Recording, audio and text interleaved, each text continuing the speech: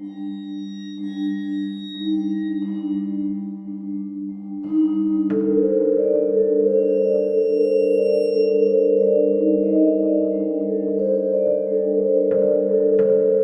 name is Alistair Finch, and my trade is silence.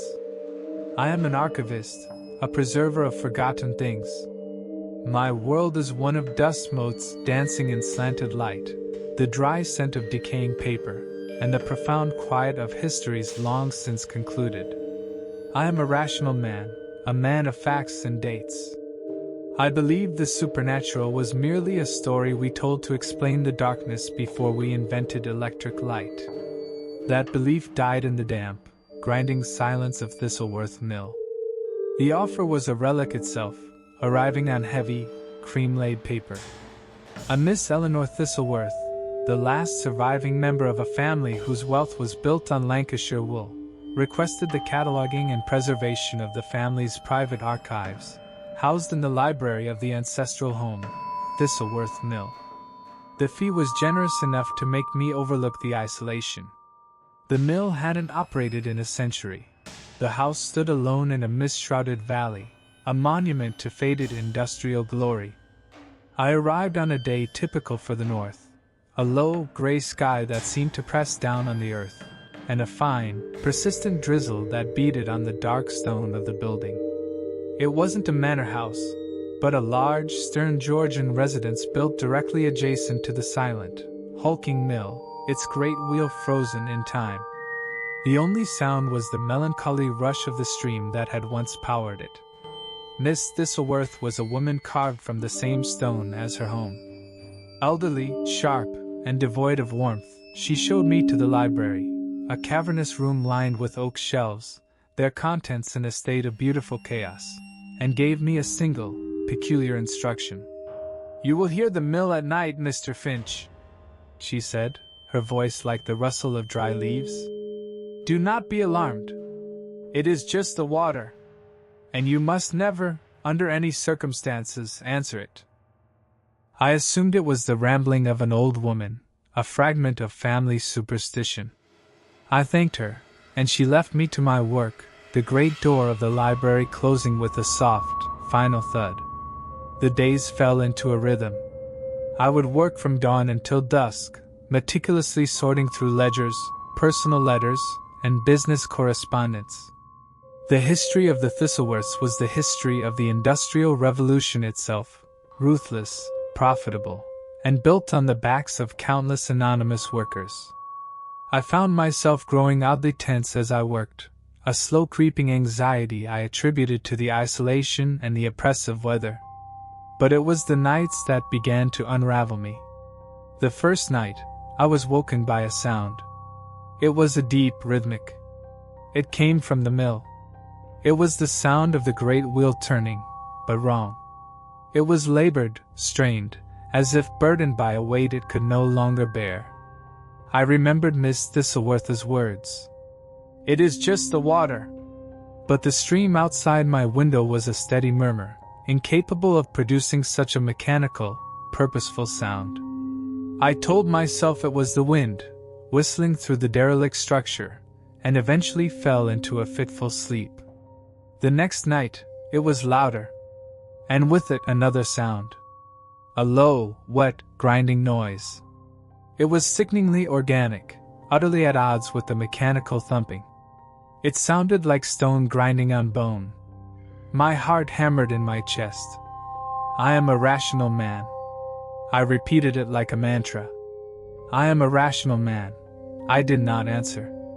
I pulled the covers over my head and lay there, sweating, until the sounds faded just before dawn. By the third night, the fear had curdled into a dreadful curiosity.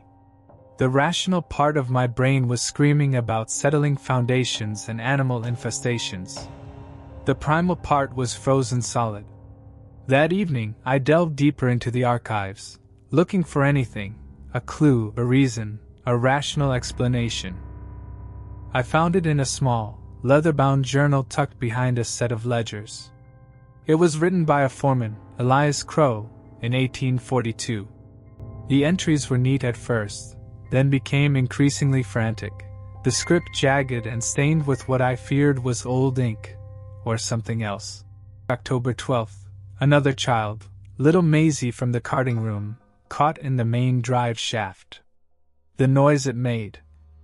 God forgive me, the noise. The master says it is the cost of progress. We are not to speak of it. October 29th, the men are nervous.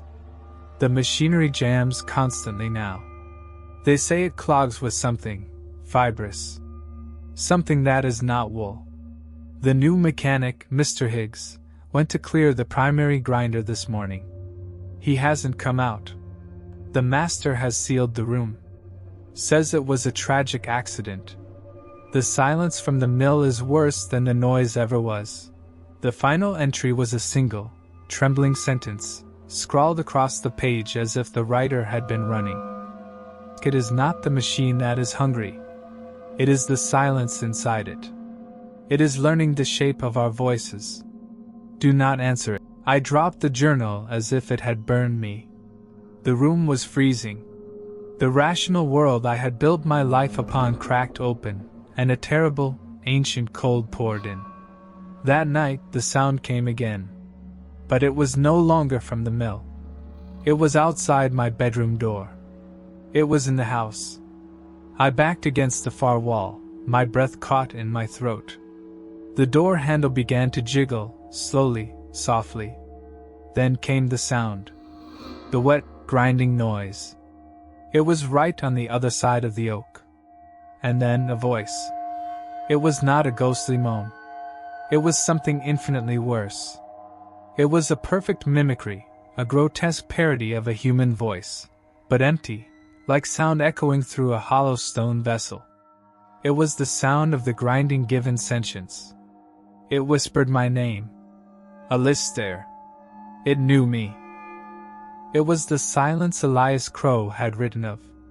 The silence that had followed the horrors, the silent screams of the workers, the hushed-up accidents. That silence had festered in the dead mill for a century and a half. It had learned. It had grown. And now, starved of the sound it was created to suppress, it was hungry for new voices. It was learning my shape. Come out, Alistair, it whispered, its voice a symphony of grinding gears and shattered bone. Let me in. I am so quiet. Terror seized me, a physical pain in my chest. My every instinct was to scream, to yell at it to go away, to answer it. I clamped my hands over my mouth, biting down on my knuckles until I tasted blood. The door shook in its frame. The thing on the other side let out a sigh that sounded like steam escaping a cold boiler.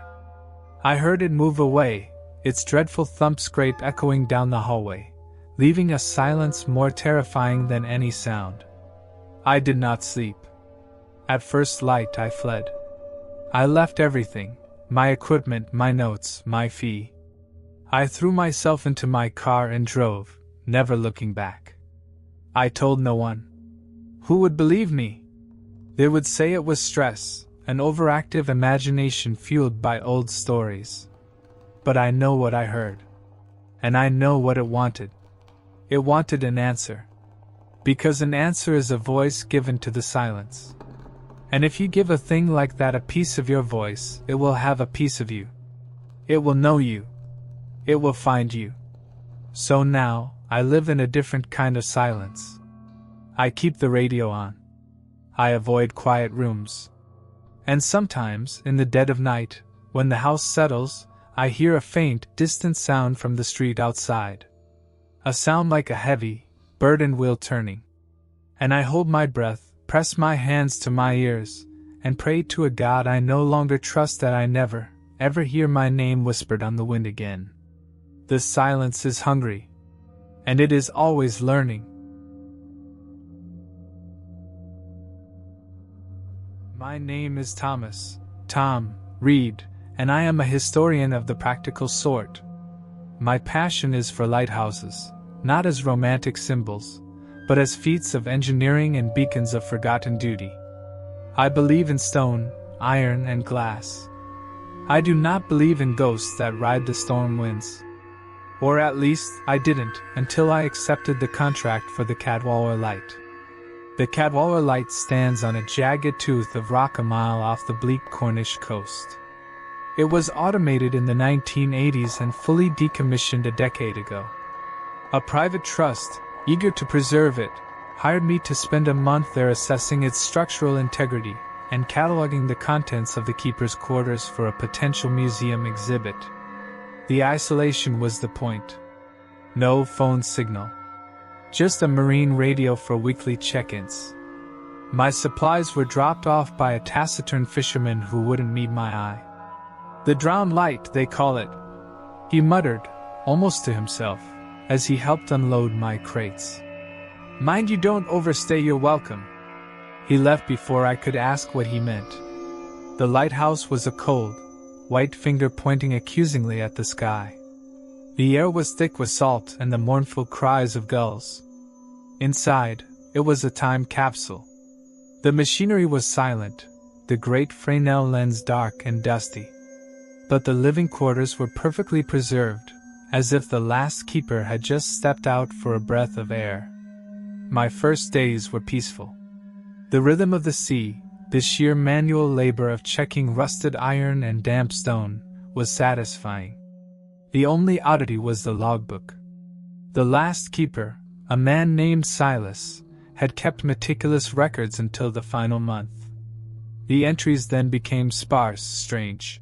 The lens is clouded again. Cannot explain it. Wiped it clean at dusk. By midnight, it was like looking through fogged glass. The bell. I hear the bell. But the bell was removed years ago. It rings from deep below the water. They are singing again. It is not the wind. It is a calling. They want the light. They want it to go out. The final entry was a single, shaky line. The first keeper understood. He made the pact. I have failed them. A chill went through me, but I dismissed it. The ramblings of a man driven mad by solitude, I thought. A fascinating psychological footnote for my report. That night, the storm hit. It wasn't forecast. It rose from a dead calm, the sky turning a sickly green before unleashing its fury. Waves the size of houses slammed into the rock, shaking the very foundations of the tower. I was sealed inside my stone cylinder, a prisoner to the elements. And then I heard it. Above the howl of the wind, a clear, silver sound. A bell. It was not the shriek of metal straining in the storm. It was the deliberate, resonant toll of a heavy brass bell, ringing from somewhere beneath the raging sea. 1, 2, 3, a slow, mournful cadence. The sailor's dirge. My blood ran cold. I remembered the logbook. I hear the bell. But the bell was removed years ago. I ran to the radio. Static. Nothing but a hiss that, for a terrifying second, sounded like a whispered breath. I was utterly alone. I spent the night huddled in the lamp room, watching the storm rage. The great lens was dark, but twice I saw a light moving out in the blackness. A weak, phosphorescent glow, dipping and rising with the waves. A lantern on a boat that couldn't possibly be there. Each time it appeared, the underwater bell would toll, as if in greeting. At dawn, the storm vanished as quickly as it had come. The sea was a calm, gray sheet. Exhausted, I stumbled down to the supply room to get water. That's when I saw it. The floor was wet. Not from rain or a leak. This was a trail of wet footprints leading from the sealed iron door that opened onto the landing platform, a door that was 12 feet above the waterline, even at high tide. The footprints were bare, small, and misshapen, as if the toes were too long. They led across the stone floor and stopped directly in front of the old keeper's logbook, which I had left on a table. They ended in a small puddle of seawater. Someone, or something, had come in from the storm. Panic seized me. I grabbed a wrench, my heart hammering. I checked every corner, every closet. The tower was empty. but the feeling of being watched was so intense it was like a physical pressure. The next few days were a descent into quiet terror. Small things. Food would go missing from my sealed containers. The marine radio would crackle with faint, wet voices singing shanties in a language I couldn't understand. And every night, no matter the weather, the bell would toll. Sometimes close, sometimes far away. Always calling. I stopped sleeping. I started talking to myself, just to hear a human voice. I was becoming like Silas. The breaking point came on the 7th night. I was dozing fitfully in the keeper's chair when a sound jolted me awake. A soft, scraping noise at the window of the quarters. I turned slowly. A face was pressed against the glass. It was not human. Its skin was pale and bloated, like something that had been submerged for weeks. Hair like slicked back seaweed framed a face with eyes that were solid, milky orbs. It opened its mouth, and water trickled down the glass. Its teeth were small, sharp points. It was looking at me. And it was tapping one long, bony finger on the pane. "Let us in." The words didn't come through the glass. They appeared in my mind, cold and dripping with despair. I screamed and scrambled backwards, falling over the chair. I hid in a supply closet, shaking, for the rest of the night. I knew then what Silas's log meant. They want the light. They wanted to go out. They were the drowned, the ones lost from ships lured onto the rocks in the old days. They weren't ghosts. They were something else, something that remembered, something that was jealous of the light that had failed them. They wanted the keeper to extinguish it, to join them in their cold, dark eternity. The pact Silas wrote of? The first keeper must have promised them something, a sacrifice, a moment of darkness, to keep the light burning. Silas had failed. And now, they thought I was the new keeper. My salvation came a week later. The fisherman returned, his boat cutting through the unnatural fog that had settled around the rock. I must have looked like a man, wild-eyed and babbling as I hurled my gear into his boat. He listened in silence as I choked out my story. When I finished, he didn't call me crazy. He just nodded, his face grim. He said, starting the engine. "The drowned light. They say the first keeper loved the sea more than his own life. More than his own soul. He's still down there, they say, keeping his pact. The others, they just want company." I never filed my report. The trust called me, asking for my findings. I told them the foundation was unsound, the structure condemned. I told them to leave it to the sea. Sometimes, on still nights here in London, if I open my window, I can hear it, the far-off, silver chime of a bell, ringing from under the Thames. And I know they are not just at the lighthouse. They are wherever there is deep, dark water and forgotten promises. They are always waiting for the light to go out. And they have long, long memories.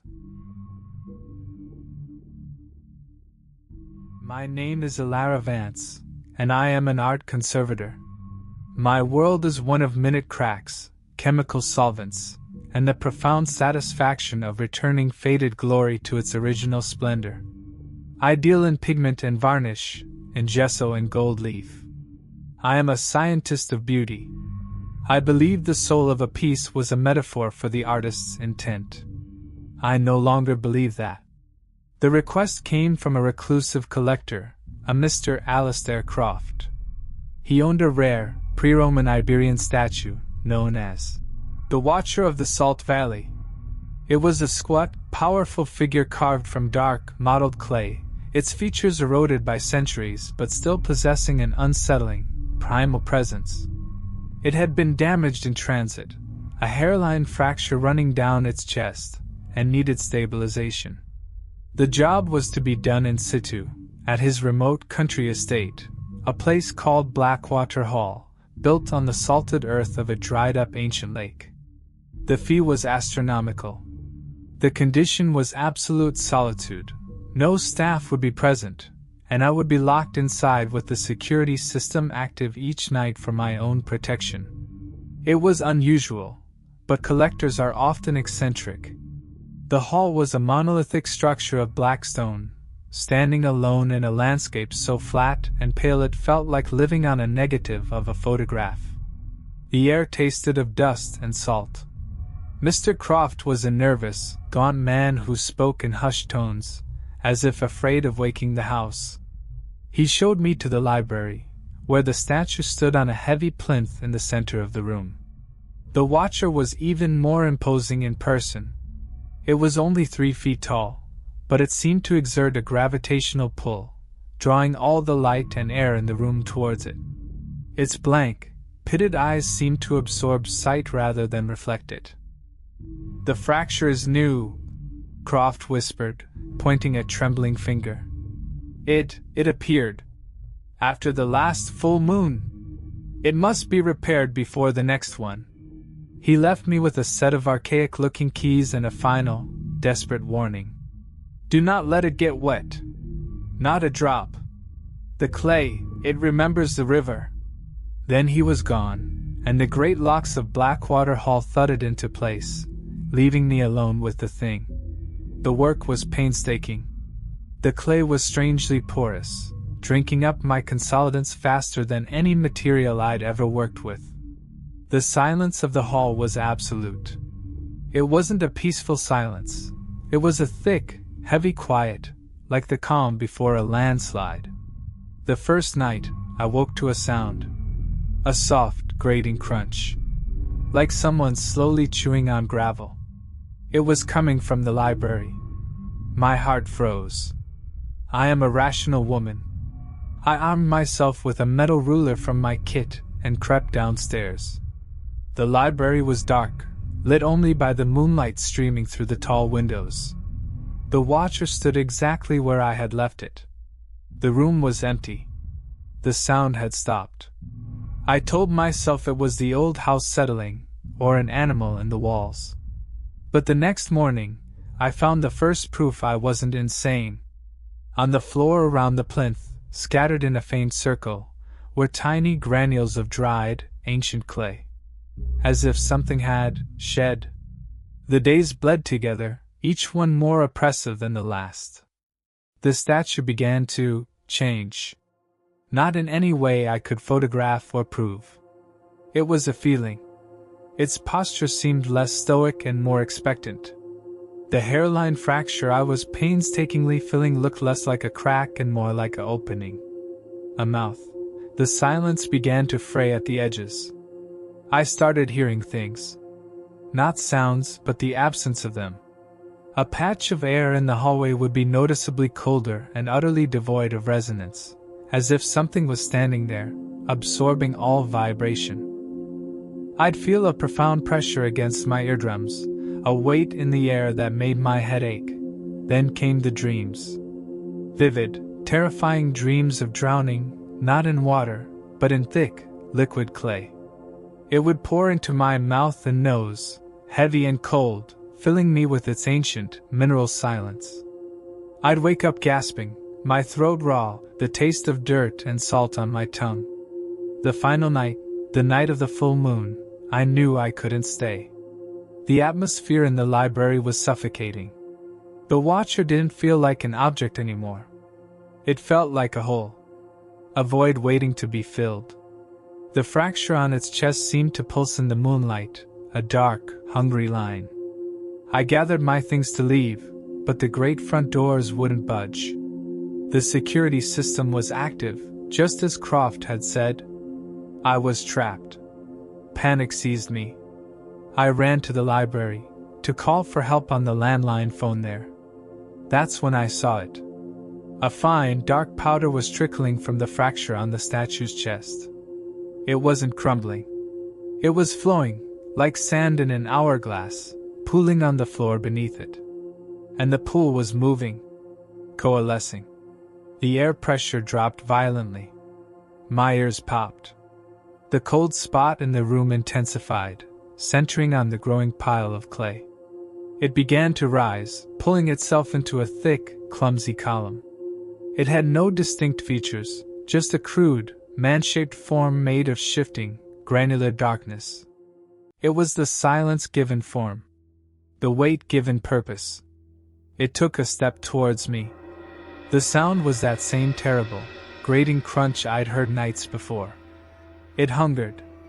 Not for flesh, but for sound. For life. It was the essence of the riverbank, the bottomless mud that had swallowed sacrifices and sinners for millennia, and it wanted to pull me down into its eternal, suffocating quiet. I stumbled back, screaming, but my voice was muffled, swallowed by the oppressive aura of the thing. It reached for me with a blunt, forming hand. In my blind panic, I knocked over my work table.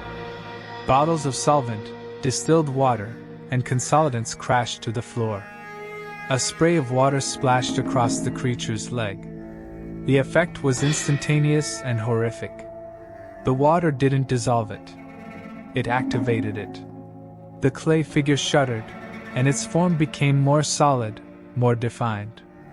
The granules swelled and locked together.